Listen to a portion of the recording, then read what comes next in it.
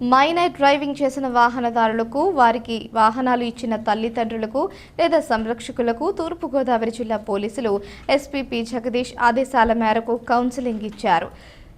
Minor driving పై special drive నిర్వహించి 80 వాహనాలు seize చేసి జరిమానాలు విధించారు.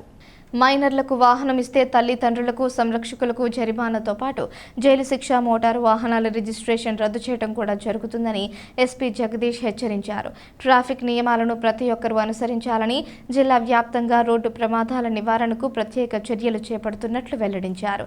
జిల్లా ఎస్పీ ఆదేశాల మేరకు డీఎస్పీ ఎం వెంకటేశ్వర్ల ఆధ్వర్యంలో జిల్లా అంతటా విస్తృతంగా మైనర్ డ్రైవింగ్ చేసే వారిపై స్పెషల్ డ్రైవ్ నిర్వహించి 80 వాహనాలను సీజ్ చేసి జరిమానాలు విధించారు. ట్రాఫిక్ పోలీస్ స్టేషన్లో కౌన్సిలింగ్ నిర్వహించి రోడ్డు భద్రతా నియమాలపై అవగాహన కల్పించారు. ఈ సందర్భంగా ట్రాఫిక్ నియమాలు రక్షణ కోసం మాత్రమేనని, మన కొద్దిపాటి నిర్లక్ష్యం తీరని శోకాన్ని మిగిలిస్తుందన్నారు. డ్రైవింగ్ లైసెన్స్ కలిగి ఉన్నవారు మాత్రమే వాహనాలను నడపాలని సూచించారు.